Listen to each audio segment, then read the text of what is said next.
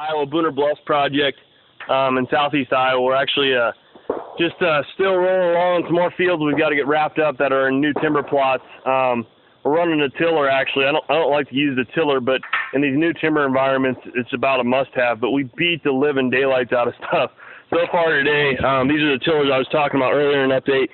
We've lost the back cover off of here, which broke, and we've got some bolts that come loose around the seals that hold the oil in. So as you can imagine, those are pretty important. You want to make sure you keep everything lubed up. But even though we beat up the equipment a lot, the stuff that breaks is fairly easy to replace. It's not too cost expensive. It's just time consuming, and that's why we buy the cheaper ones, quite honestly, because we beat the living daylights out of these. It's just hard to find any other machine that really works that we can afford to bring into these new timber environments. There are some attachments that are made, but they're mostly used by big logging crews that can actually mulch up pretty much everything inside the dirt, but you're talking literally hundreds of thousands of dollars to purchase some of those machines. So, or even down to the cheapest one, maybe $75,000, somewhere in that area, from what I understand. So we just keep rolling with what we got. It each costs about $1,500 when we burn one on one job.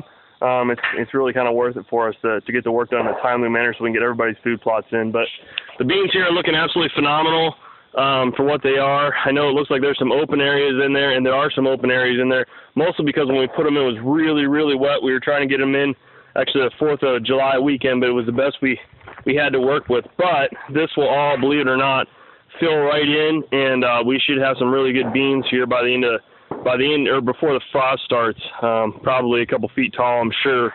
Anyhow, we prefer to actually put them in late, which sounds really odd to some people, but I'd rather put them in late. That way they'll stay greener than all the other crops unless we get hit by a massive frost in early October, which we did last year actually, but that's not really typical. So we've got our bean plots done. We're going to finish up with this. This will go into our fall mix, and then we've got a great food plot here. We've got an awesome blind put up.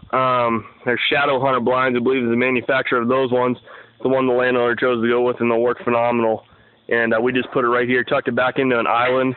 And again, you can see all the timber and brush on the edges of the fields. Those are all placed there with a purpose in mind. Here's an opening where they can go back into some of our very specific bedding areas that we've created for some mature whitetails. So we're super jacked on this piece, and hopefully we'll get all wrapped up with all our food plots today on this project. We're going to head over to Warren County to a whitetail, we call the Warren County Whitetail Legacy, I believe. It's a 267-acre piece in a co-op, and we're really excited about that because that's pretty rare to actually find real neighbors that are working together in co-ops.